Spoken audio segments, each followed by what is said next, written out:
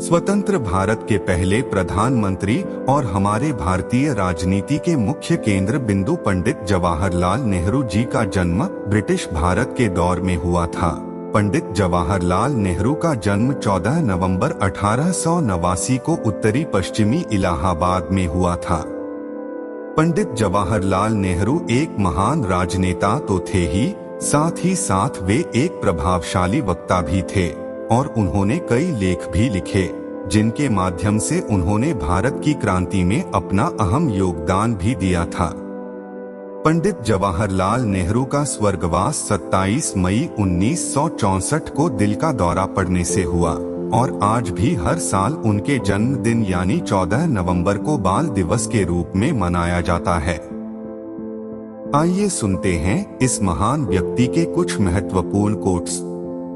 बुद्धिमान व्यक्ति वही होता है जो दूसरों के अनुभवों से सीखता है। जो इंसान अपनी सफलताओं के मार्ग पर चलते हुए अपने सिद्धांतों, उद्देश्य और आदर्शों को भूल जाता है, उस इंसान को जीवन में केवल असफलता ही प्राप्त होती है। अज्ञानी इंसान हमेशा परिवर्तन से डरता है। संसार हमारे बारे में क्या कहेगा, क्या सोचेगा, इन सब बातों में समय व्यर्थ करने से तो बेहतर है कि हम इस बात पर ध्यान दें कि हम वास्तविकता में क्या है। सत्य हमेशा सत्य ही रहेगा। आपके पसंद या नापसंद करने से सत्य असत्य नहीं हो सकता। किसी भी इंसान को अपने समय को वर्षों में नहीं मापना चाहिए, बल्कि उसने अपने बीते हुए समय में क्या क्या हासिल किया इस बात से मापना चाहिए। हमारा लक्ष्य कभी भी समाजवाद या लोकतंत्र नहीं होना चाहिए, ये तो मात्र लक्ष्य को पाने के साधन हैं। हर महान नेता का एक ही सपना होना चाहिए कि उसके आने वाली पीढ़ी सुख और शांति के साथ अपना जीवन व्यतीत करें। किसी भी कार्य को सफलतापूर्वक और प्रभावी रूप से करने के लिए हमारा लक्ष्य भी स्पष्ट होना चाहिए। इंसान की सबसे बड़ी सहायक और सलाहकार पुस्तकें ही होती है, क्योंकि पुस्तकें ही हमें सही दिशा में सोचने के लिए विवश करती है। इंसान की सबसे बड़ी कमजोरी यही होती है कि वह अपने कार्यों की चर्चा ज्यादा करता है और कार्य कम। किसी भी महान कार्य को आप छोटी मानसिकता वाले लोगों के साथ मिलकर नहीं कर सकते। बिना संयम और शांति के हर नेक इरादे और सपने बिखर जाते हैं और अंत में वे राख में मिल जाते हैं। सिर्फ वही इंसान शांति और व्यवस्था के पक्ष में बात कर सकता है जिसने अपने जीवन में सब कुछ पा लिया हो। जब तक मैं स्वयं को आश्वस्त नहीं कर लेता हूँ कि जो कार्य मैंने किया है वह सही है, तब तक मुझे संतुष्टि नहीं मिलती।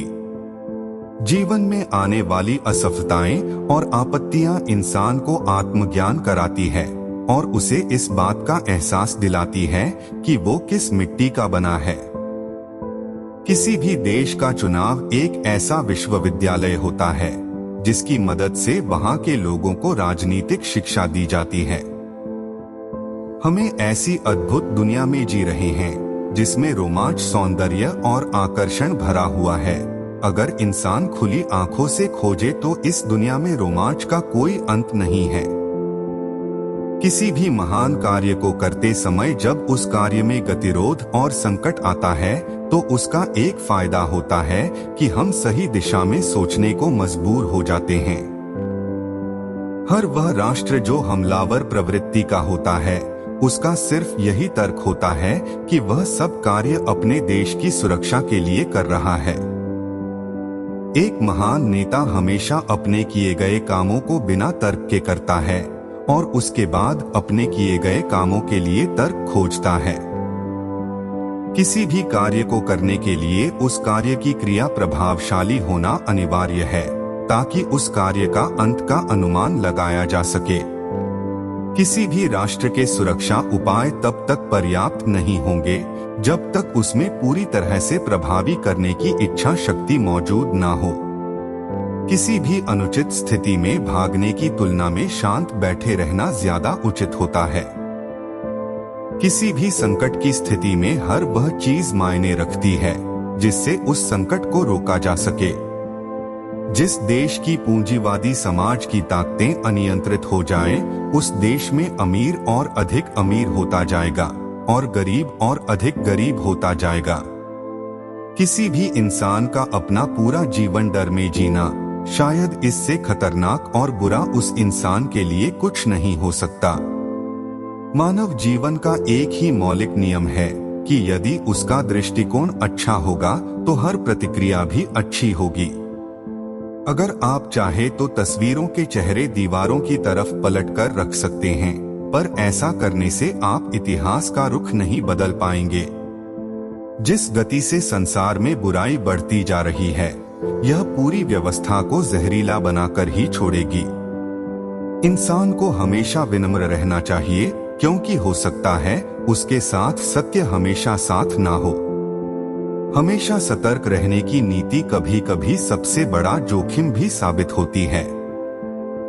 कोई भी जीवन तब वास्तविकता का रूप लेता है जब उस जीवन का कोई सिद्धांत हो। इस देश के हर नागरिक का पहला कर्तव्य है कि अपने देश की सेवा में निहित होना। किसी भी राष्ट्र की संस्कृति उस राष्ट्र के रहने वाले लोगों की आत्मा और मन का विस्तार होती है। दोस्तों, मुझे पूरी उम्मीद है कि हमारे द्वारा पेश किया गया जवाहरलाल नेहरू कोट्स आप लोगों को काफी पसंद आया होगा और आप इससे काफी प्रभावित भी हुए होंगे। अगर यह कोट्स आप लोगों को पसंद आया हो तो इसे अपने दोस्तों और रिश्तेदारों के साथ सोशल मीडिया पर जरूर शेयर करें और इस कोट्स को लेकर अगर आपके कोई कमेंट्स है तो कमेंट करके जरूर बताइएगा और चैनल को सब्सक्राइब करना ना भूलें।